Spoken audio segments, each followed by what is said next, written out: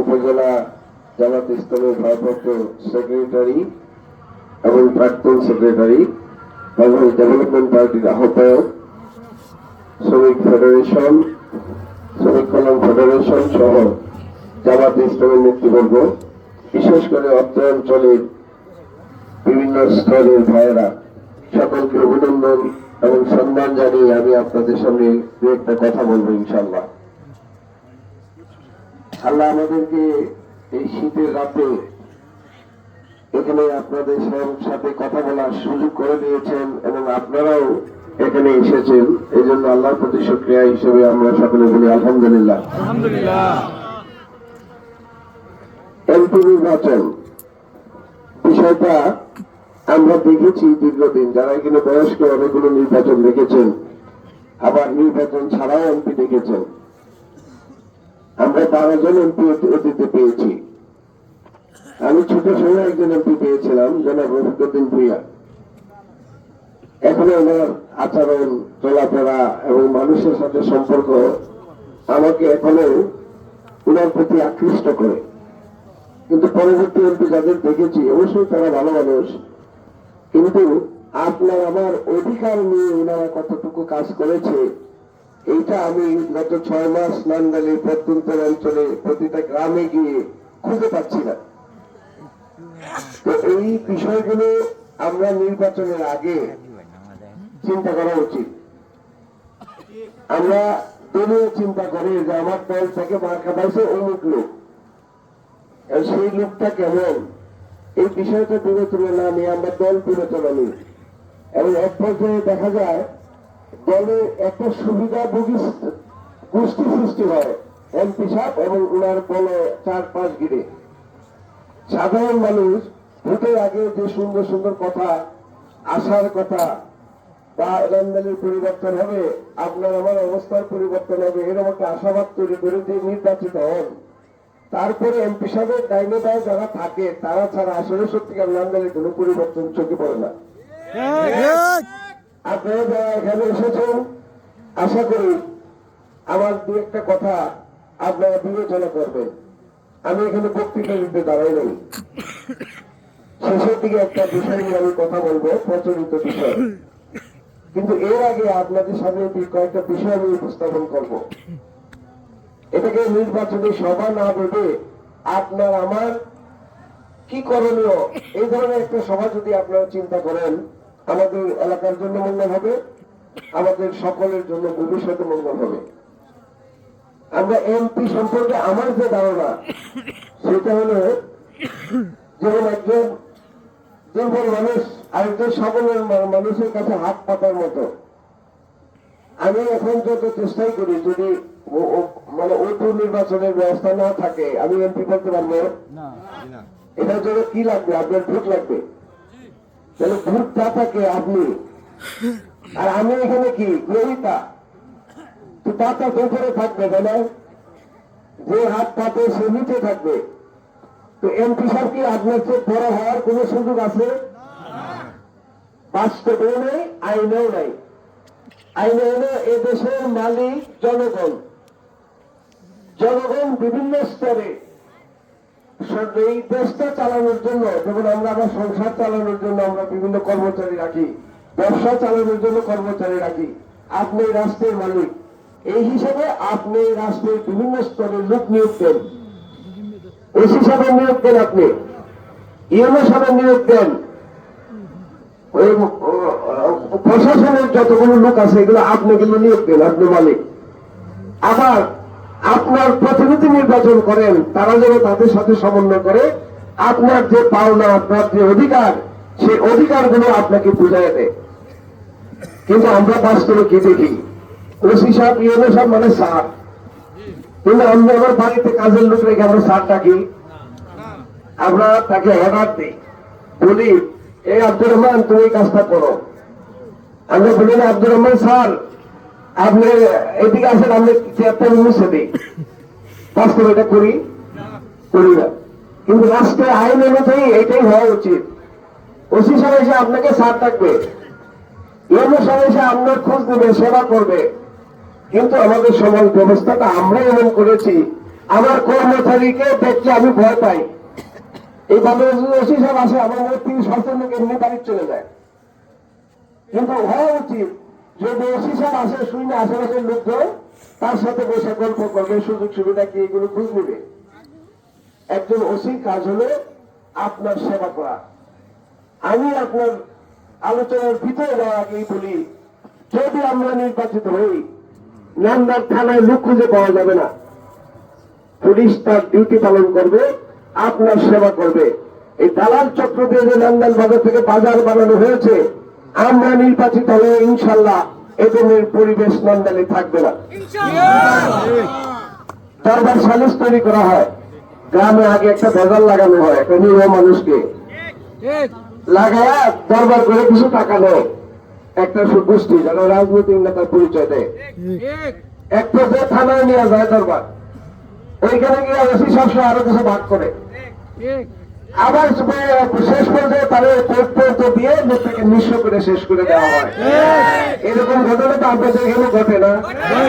পুরা নান্দালটাকে মানুষকে আপনি মালিক আমি মালিক আমার কর্মচারীকে দিয়ে এমন নির্যাতিত করা হচ্ছে, আমরা ইলেকশনের আগে কথাগুলো চিন্তায় আনি না। এইগুলোর জন্য তাই হলো রাজনৈতিক নেতারা যিনি এমপি হবেন ওনার অবশ্যই এই কাজগুলো আরো বেশি হয়। আপনারা এবার ভোটের আগে এই বিষয়টা একটু চিন্তা করে দেখবেন যে এমন নেতৃত্ব তৈরি করা উচিত যার সাথে আপনার সম্পর্ক আছে।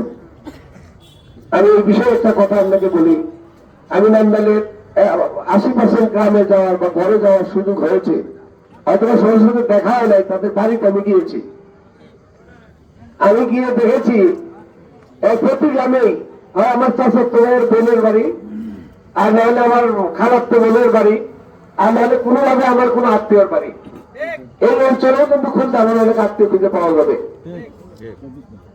আমরা যারা আপনারা, আমরা কিন্তু একটা পর্যায়ের লোক, আমরা সকলেই কেউ না কেউ আত্মীয়।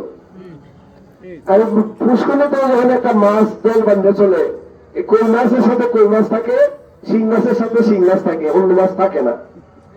তাই মন্ডলে যখন নেতা নির্বাচন করবেন তখন তাদের বিষয়টা বোঝা উচিত, চিন্তা করা উচিত যে আমি একজন এমপি নির্বাচন করবো, সেই এমপি রেখে আমার সার ডাকতে হবে না জমিদার ডাকতে হবে না ছেলে দিতে হবে না, আমার ভাই চাষা দাদা ডাকার মতো লোক যদি এমপি আসে আমার কাছে হবে। এইবার নির্বাচনে আপনি এই বিষয়টা বিবেচনা করবেন, কারণ আপনার সন্তান আপনার আত্মীয় যত খারাপই হোক আপনাকে ধ্বংস করার মতো কোন কাজ তারা করবে না। এই জন্য আমি মনে করি আমরা একটা গোষ্ঠী, আমরা রক্ত, আমরা একটা বংশ। এই বংশের মধ্যে কোনো চিন্তা করেন যিনি আপনার কাছে এমপি হবেন না, আপনার অর্ডার পালন করবেন, আপনার কথা শুনবেন, আপনার সম্পদ পাহারা দেবেন, এরকম লোককে আছে খুঁজে বের করবেন। আমি আপনাদের সামনে এই কথা বলার জন্য আমি এসেছি। আমার এমপি হওয়ার দরকার নাই, আল্লাহ অনেক বড় জায়গায় আমাকে নিয়ে গেছে। এই গত সপ্তাহে দেখেছেন বাংলাদেশের এখন যারা ক্ষমতা আসার মতো মানুষ তাদেরকে পছন্দ করছে 8 দল, সেই 8 দলের একটা দলের সভাপতি আমি। তো এমপি এখানেই এত বড় জায়গায় যাওয়া যাবে না, মন্ত্রী হলেও যাওয়া যাবে না। আমার এমপি হওয়াটা বড় কথা না, এমপি হওয়াটা যেহেতু আল্লাহ আমাকে সুযোগ দিয়েছে 54 বছর পরে ইসলামের পক্ষে কথা বলা, ইসলামের শাসন কায়েম করা, এই হিসাবে আমি মনে করি আমার এলাকার মানুষের যে এই অনিয়মগুলো আছে এগুলো থেকে দূর করে আমার বংশকে শান্তিতে রাখা, আমার আত্মীয় স্বজনকে শান্তিতে রাখা, এটা আমার উপরে ফরজ। এই হিসাবে আমি এমপি প্রার্থী হয়েছি। আর এমপি বলতে আমি তো আগে বলেছি আপনি দাতা আমি গ্রহিতা। আমি নান্দালে একজন পাহারাদার হিসাবে আপনার অধিকার 54 বছর যে লুটপাট করা হয়েছে এই লুট দূর করার জন্য আমি আপনাদের একজন পাহারাদার হতে চাই। আমি এমপি হতে চাই না, আপনার পাহারাদার কিভাবে হতে চাই আমি দু একটা উদাহরণ দিব, বেশি সময় হতে থাকবে না। আমি একটা উদাহরণ দিই, নান্দালে প্রতি বছর 1,30,000 প্রণোদন আসে উপজেলায়, বয়স্ক ভাতা, বিধবা ভাতা, এরকম 17 খাতে 1,30,000 প্রণোদন যদি 80,000 পরিবার হয়, 40,000 পরিবারে কোনো প্রয়োজনের দরকার হয় না, বাকি 40,000 পরিবারের প্রয়োজনের দরকার। তাহলে 1,30,000 যদি ভাগ করি 3 গা, তাহলে 1,20,000 প্রয়োজন হলে প্রতি পরিবার 3টা করে পাওয়ার কথা। আমরা এখানে যারা আছি আমরা কয়টা করে পাই ভাই? আমরা কিছু পাই। এই যে যারা এমপি সাহেবের সাথে থাকে বা যারা এখন এমপি সাহেবের সাথে আসবেন তাদেরকে 2,000-3,000 টাকা দিয়ে একটা কার্ড পাই, তারপরে তাদের পকেটে রেখে বিক্রি করে দেয়। আমি যে পাতার কার্ডের আমার একটা ব্যবসা আছে বাংলা ব্যাংকের। গত সরকারে আমি যেটা দেখছি এই 40,000 পাতার জন্য মোবাইলের সিম নিবে, তখন তারা আমার অফিসে কন্ট্রাক্ট করছে, আমার সমস্যা অফিস, আমি সিম দিছি। এরকমও বিষয় দেখছি চেয়ারম্যান সাহেব 1000 সিম ওনার পকেটে রেখে দিছে, মেম্বার সাহেব 200 সিম ওনার পকেটে রেখে দিছে। এগুলো আপনার কাছ থেকে আইডি কার্ড দিছে, কিন্তু তারা কিন্তু সিম গুলো তারা তাদের কাছে রেখে দিছে। যখন টাকা আসে মোবাইলে ঢুকায় টাকাটা বাইর করে। এই যে 1,30,000 এইভাবে লুটপাট হয়। আর এই যে কার্ড আপনার কাছে আইডি কার্ড নিয়ে 30 কেজি চাউলের কার্ড নিছে, 50টা নিয়ে নিছে একজনই। চাউলগুলো উঠায় একজন থাকে কম দামে বিক্রি করে দেয়। চাউল গরুর ফার্মে যায় আর ফিশারিতে যায়। এই জিনিসগুলো থেকে একজন পাহারাদার আপনাদের দরকার। আমি যদি আপনারা মনে করেন আপনাদের পাহারাদার হয়ে আমি এই আপনার 1,30,000 প্রণোদনার প্রতি বছরের হিসাব আপনাদের বুঝাই দিতে চাই। আপনারা কিভাবে শিক্ষা প্রতিষ্ঠানগুলো আপনারা এখানে যারা আছেন, আমি তো এই ভাষায় সব জায়গায় বলি, আপনারা কিন্তু নীরবে সবাই কাঁদবেন, অন্তত অধিকাংশ মানুষ কাঁদবেন, কিন্তু আপনারা এটা প্রকাশ করেন না। কিরকম কান্না? আপনার ছেলে আপনার কথা শুনে না, আপনার মেয়ে আপনার বাধ্য না, তারা আপনি যেভাবে চান তারা সেভাবে বড় হচ্ছে না। এই কষ্ট আমি নিজের ভাইয়ের কাছে বলতে পারেন না, কিন্তু ঘরে আপনি কাঁদবেন। এর পিছনে রাজনীতি দায়ী, রাজনৈতিক নেতারা দায়ী। শিক্ষা প্রতিষ্ঠানগুলো এমন একটা পর্যায়ে নিয়ে যাওয়া হয়েছে যে শিক্ষা প্রতিষ্ঠানে বাচ্চারা শিক্ষা নৈতিকতা কোনো কিছু পাওয়ার সুযোগ নাই। শিক্ষা প্রতিষ্ঠানগুলো শিক্ষকদেরকে রাজনৈতিক ভাবে আমরা কি অপেক্ষা করবো প্রতিষ্ঠানগুলোর সভাপতি সদস্য নির্বাচন করা হয়, তারা শিক্ষকদেরকে এমন ভাবে নির্যাতন করে তারা বাচ্চাদের দিকে খেয়াল করার মানসিকতা থাকে না। আগের উদ্দেশ্য হলো আমি একটা আপনাদের মতো পরিবারের সন্তান, অনেকেই ছিলেন আমার আত্মীয় স্বজন এখানে আছে। আমি আজকে আপনার সামনে তারা বলতেছি আমি একটা জাতীয় দলের চেয়ারম্যান। আমার 10টা ভাই বোন প্রত্যেকে অনেক বড় প্রতিষ্ঠিত। ওরা কিন্তু বিলাপকে পড়ালেখা করে নাই। ওরা এই নান্দালি প্রাইমারি স্কুলে পড়ছি, আমরা শ্রীনিবাসা স্কুলে পড়ছি, নান্দা কলেজে পড়ে পরে ইউনিভার্সিটিতে গেছি। আমার যদি এই সুযোগ না থাকতো আমার 10 ভাই বোন হয়তো আমার ক্ষেত্রে কাজ করা লাগতো, যদি শিক্ষার পরিবেশটা না থাকতো। আপনার সন্তান এখানে যারা আছেন অন্তত 90% মানুষের সন্তান কিশোরগঞ্জে রাখা সম্ভব না, এবং নান্দা লেখা পড়ানো সম্ভব না। তাহলে আমার কি হওয়া উচিত? আমার শিক্ষা প্রতিষ্ঠানগুলোকে সেরকম মানে করা উচিত যাতে আপনার সন্তান আমার চেয়ে বড় হতে পারে। কিন্তু আমি নেতা হিসাবে এটা চাবো না, কারণ আমার মিছিলের লোক দরকার। নেশার ব্যবসা করি, আমার নেশার পরিবেশের জন্য কাস্টমার দরকার। আমার প্রয়োজনে যখন ডাক দেই 10 টাকা 20 টাকা দিলে আপনাকে ছেড়ে দেয়, আমার পিছনে কোনো এরকম লোক দরকার। আপনার সন্তানের হচ্ছে বড় হবে আমরা চাই না, যে কারণে নন্দনের শিক্ষা ব্যবস্থাকে ধ্বংস করে দেওয়া হয়েছে। আপনারা ইলেকশনের আগে আমাদের কাছে আবেদন থাকবে, আমার চেয়ে বড় আপনার ছেলে হোক, আপনার মেয়ে হোক, সমাজের নেতৃত্ব দেখ, সমাজের সর্বোচ্চ প্রতিষ্ঠিত করুক। এটার জন্য আপনাদের সকলের সহযোগিতা দরকার। ইনশাল্লাহ যদি আমাদের মতো পাহারাদার আপনারা ঠিক করেন, আমরা একটু কথা দিতে পারি 1-2 বছরই পরিবর্তন হবে না, এই 5 বছরের মধ্যে নামদারি শিক্ষার একটা পর্যায়ে ইনশাল্লাহ আনা সম্ভব হবে। আপনার একই ক্ষেত্রে অনেক আমি 15টা সমস্যা নামদারি চিহ্নিত করেছি, এরকম আমি 2টা বললাম। আমার রাস্তাঘাট যে এই যে টাকা হাজার হাজার কোটি টাকা অপচয় হয়, আমাকে সে শিক্ষা প্রতিষ্ঠানের ছাত্রের কাছে যাওয়ার পরে প্রশ্ন করছে এই অপচয় আপনি কিভাবে দূর করবেন? 5 কোটি টাকা 1 কোটি টাকা দিয়ে শেষ হয়ে যায়, 4 কোটি টাকা লুটপাট হয়। আমি বলি চুর করতে হলে আগে আমাকে সৎ হইতে হবে। আমি যদি চুর হই আর আমি যদি পয়সা কমিশন খাই কোনোদিন এই চুর হবে না। তো তারা জিজ্ঞেস করলে তো কিভাবে করবেন চুর? আমি তো আল্লাহর কাছে শপথ করে আইছি, আপনাদের কাছে অদা করতেছি আমার সম্পদের সাথে একটা টাকাও যেন এমপি হিসেবে হারাম ভাবে আমার সম্পদে না বেশে, এটা হলো আমার আপনাদের সামনে অদা, আল্লাহর কাছে শপথ। সুতরাং আমি কমিশন দেবো না। এই রাস্তা যদি 5 কোটি টাকার হয়, দেশে সিস্টেম আছে, কিন্তু আপনাদের সামনে এগুলো কেউ প্রকাশ করবে না। আমি কথাগুলো বলতেছি, এগুলো কোনো রাজনৈতিক বক্তৃতায় কোনো এমপি প্রার্থীর মুখে শুনবেন না, আমি 100% বিশ্বাস করি। আমি যে ফাঁস করে দিতেছি কোনো কাজটা আপনার সামনে যখন 5 কোটি টাকার কাজ হবো, আমার কথা মতো দেখবেন না, তখন কিন্তু মনে করবেন আমি চুর। তো চুর তো কখনো বলে না আজকে রাত্রে আমি সিন কাটতাম। এই 5 কোটি টাকার নিয়ম হলো রাস্তার মোড়ে মোড়ে সাইনবোর্ডটা না দেওয়া, কত টাকার কাজ, কিভাবে হবে, কয়টা ইট দিবে, কতটুকু বালু দিবে, কত ফুট ঢালাই দিবে। আমার লোকজনের জামাত ইসলাম আমাকে নিয়ে এই পর্যন্ত আসছে। ডেভেলপমেন্ট পার্টির যে লোকজন আছে, 12 যদি আমরা 8 দল একসাথে হই, তাদের কাজ হবে এখান থেকে চাঁদা নেওয়া না। তারা আপনাদেরকে এসে বলবে আপনার বাড়ির সামনে দিয়ে কাজটা হইতেছে, বোর্ডে লেখা আছে, কন্ট্রাক্টর কাজটা এভাবে করে কিনা শুধু এটা আপনারা দেখবেন। চুরি করার সুযোগ আছে ভাই? আপনার দলে এইভাবে কাজ হয়েছে এই পর্যন্ত হবে না, কারণ এমপি সাহেব তো আগে 1 কোটি টাকা দরকার, তারপরে তার যে চেয়ারম্যানরা আছে তাদেরও আরো দরকার, যারা কন্ট্রাক্টর ওনারও টাকা দরকার। আপনার আমার সম্পদ এইভাবে লুট হচ্ছে, এই জন্য আমি আপনাদের বলতেছি, আপনাদের জন্য আমি পাহারাদার হিসেবে আসতে চাই, এমপি নয়। এমপির ঘুরতে হবে আপনার একজন পাহারাদার নিয়োগ করা। এরকম লন্ডনের প্রতিটা সেক্টরে আপনারা যদি চিন্তা করেন, চোখ বন্ধ করে এখন আমার এই 2-1টা জিনিস আপনাদেরকে আমি জানাইলাম, আপনারা বাকি জিনিসগুলো মিলাবেন।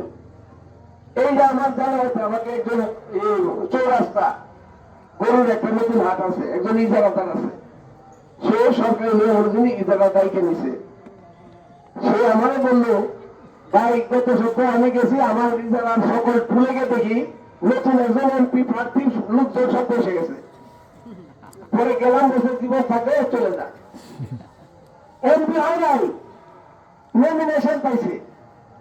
নমিনেশন পাই ইজারা বাজার গরুর হাট দখল করে নিয়ে গেছে। আমরা কি এরকম দখলদারদের পক্ষে যাব? পক্ষে যদি না যাই, দলীয় চিন্তা করতে আসুন। আমি আপনাদের পাহারাদার হয়ে আমার জীবন বিলাই দিতে রাজি আছি। আপনাদের অধিকার লন্ডনের প্রতিটা ক্ষেত্রে ইনশাল্লাহ প্রতিষ্ঠিত করব ইনশাল্লাহ। আপনাদেরকে এরকম যদি আমরা উদাহরণ দিই, কালকে আমরা গিয়েছিলাম বসুন্ধরা আমাদের রাজগাতি ইউনিয়নে। যাওয়ার পথে কিছু লোকজন শুনছে আমরা যাবো, তারা একত্রিত হয়ে বসে আছে। তারা কেউ আওয়ামী লীগ করতো, কেউ বিএনপি করতো। তারা আমরা আটকায় বলতেছে যে ভাই আপনি আইসেন আল্লাহ রহমত, আপনার কাছে আমাদের একটা দাবি। কি দাবি? ভাই নমিনেশন পাওয়ার পরে আমাদের উপরে কেউ উপরে 5,000, কেউ উপরে 20,000, কেউ 50,000 টাকা চাঁদা করছে। ভাই এমপি হয় নাই, নমিনেশন পাই চাঁদা করছে, তাহলে 5 বছর কি হবে? আমরা এলাকায় থাকতে পারবো কিনা? আমাদের এমপি নাই। আপনি বাধা দেন, আপনি শেষ পর্যন্ত আমাদের সাথে থাকবেন, আপনার জন্য আমাদের জীবন দেব। আমি এগুলো বাস্তব কথা বলতেছি। এরকম আমার সেই জাহাঙ্গীরপুর একটা রাজনৈতিক দল, তাদের না তারা ভুল করছে, এর মাঝে ভুল করে কিছু লোক মিছিল করছে। মিছিল করছে 10 জন। এখন বাকি যারা ভালো ব্যবসায়ী ছিল, নিজের মানুষ, তাদেরকে ফোন করে বলে যে 3 লাখ টাকা দেওয়া নাহলে তোমার ধরে নিয়ে যাবো রাতে বেলা, 10,000 টাকা দাও, যে যতটুকু যোগ্য। আমি অনেকে ঘোষণা দিছি, আপনাদের কারে কিভাবে ধরে নেওয়া যায় আমি দেখবো। আপনারা ঐক্যবদ্ধ হন, আপনারা সংগঠিত হন।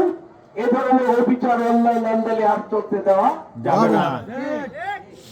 এরকম প্রতিটা ক্ষেত্রেই যারা নির্বাচিত হয় নাই, সম্ভাবনা নাই, কারণ নান্দালি মানুষ আমি ঘুরে যেটা দেখছি, এইভাবে 100 জনের মধ্যে 90 জনে বলে এই ভুল আর আমরা করবো না। অতীতে যে ভুল করছি, এইবার আমরা নতুন কিছু দেখবো, আমরা ইসলামের পক্ষে ঐক্যবদ্ধ। এই অবস্থায় তারা এখন চিন্তা করতেছে, নমিনেশন পাইছে, এতেই তারা এমপি হয়ে গেছে এবং মানুষের উপরে অত্যাচার শুরু করে দিয়েছে। পুলিশ নির্যাতন, টাকা, বাজার দখল, মাঠ দখল, অনুষ্ঠান দখল, প্রতিটা ক্ষেত্রে তারা চাঁদাবাজি শুরু করে দিয়েছে। আপনাদের কাছে আমার আবেদন হলো, আসুন আমাকে আপনারা যদি যোগ্য মনে করেন, 65 বছর আল্লাহ আমাকে বাঁচায় রাখছে, এই জীবন আমি আপনাদের সামনে আসছি জীবনের শেষ পর্যায়ে, যেহেতু আল্লাহ পরিবেশ তৈরি করে দিছে এই জন্য আসছি, এমপি হওয়ার আমার ইচ্ছাও ছিল না। কিন্তু এই ধরনের চোখের সামনে অন্যায়, অবিচার, অত্যাচার, নির্যাতন মানুষের উপরে হচ্ছে, অবশ্যই আল্লাহ আমাদের জিজ্ঞেস করবে, তোমাকে যোগ্যতা দেওয়া হয়েছিল, তোমার তোমার নেতা বানিয়ে দিছিলাম, তোমার মানুষের জন্য তুমি কি করছো? আমি এই তাবিদ থেকে আল্লাহর কাছে পাওয়ার জন্য আপনাদের কাছে এসেছি। এই সবগুলো কথা বলে অনেক সময় লাগবে, নামাজের সবার কাছে চলে আসে। আমি আরেকটা বিষয় শুধু আপনাদের বলতে চাই, এই বিষয়গুলো আপনারা বিবেচনা করবেন। আরেকটা বিষয় বলতে চাই, যারা অন্ধ হয়ে এই কাজগুলো করছেন তাদের উদ্দেশ্যে আমি বলতে চাই, তারা মনে করতেছেন লুটপাট করতেছেন, ইলেকশন দিলে মনে এই কাজটা করবেন। তারা আসলে বাংলাদেশের অবস্থাটা জানে না, মানুষের মনের অবস্থাও তাদের কাছে নাই। তারা বুঝতে পারতেছে না তারা এখন কোথায় আছে। এইবারে নির্বাচন হবে স্মরণকালীন স্বাধীনতার পরে সবচেয়ে কঠিন এবং শৃঙ্খলিত নির্বাচন, যেখানে যারা আজকে বিভিন্ন হুমকি দিচ্ছে, আমি আপনাদের সামনে বলে গেলাম, যদি এই ভাষা তারা পরিবর্তন না করে, তারা কেউ জেলের বাইরে থাকার কোন সুযোগ নাই। যারা হুমকি দিবেন আমি আপনাদেরকে সতর্ক করছি, আমি আমার ইসলাম, আমি কোন ছোট ক্যান্ডিডেট না, এটা নিয়ে আমি গর্ব করি না, কিন্তু আল্লাহ আমাকে অনেক বড় জায়গায় নিয়েছে। আমার কথা এখন বাংলাদেশের প্রধান উপদেষ্টা শোনার মতো অবস্থা। আর লন্ডনে আমার পরিবার সম্পর্কে আপনাদের জানা আছে। ঠিক, আমি এরকম কোনো হাওয়ায় বাসার লোক না। আমার সাথে মানুষের অধিকার প্রতিষ্ঠার জন্য, এইবারে নির্বাচনে মানুষের ভোট দেওয়ার জন্য, নিরাপদে মানুষ চলার জন্য যদি যে কেউ বাধার সম্মুখীন করবেন, তাদের বিপক্ষে যাবেন, অবশ্যই আমি আপনাদেরকে চ্যালেঞ্জ করে যাচ্ছি, নাম বলে আপনারা সচেতন করতে পারবেন না ইনশাল্লাহ। আপনারা আশ্চর্য থাকেন, আমরা দিনের পক্ষে পাওয়ার জন্য না, আল্লাহর সন্তুষ্টির জন্য, নিজের বেশ পাওয়ার জন্য আমি এসেছি। সুতরাং আল্লাহর পথে কাজ করলে যদি মরতে হয় সে হবে শহীদ। আর এই শহীদ হলো প্রতিটা ইমানদার মুসলমানের সবচেয়ে বড় তামান্না, চাওয়া। আমি সেই বিশ্বাসে বিশ্বাসী। রাজনীতি করেছি সারা জীবন কেন্দ্রীয় ভাবে, এবার অঞ্চলে এসেছি, অনেক বড় বড় বিষয় সিদ্ধান্তে আমি জড়িত ছিলাম। যেহেতু লন্ডনে এসেছি, প্রতিটা মানুষ এখন আমার, আমি লন্ডনে যেদিকেই তাকাই সকলের সাথে আমার রক্ত সম্পর্ক। সুতরাং সেইগুলো মানুষের নিরাপত্তা, সেই মানুষের যে চলাফেরার অধিকার, ভোট দেওয়ার অধিকার, অন্য যে কোনো বিষয়ে আপনাদেরকেও বলবো, আপনারাও আমাদের আত্মীয়, আপনারা ভুল পথ থেকে ফিরে আসুন। আমরা অঞ্চলে এমন একটা পরিবেশ করব, আপনাদের ভিতরে রাজনৈতিক পরিচয়ে কোনো বিভেদ থাকবে না।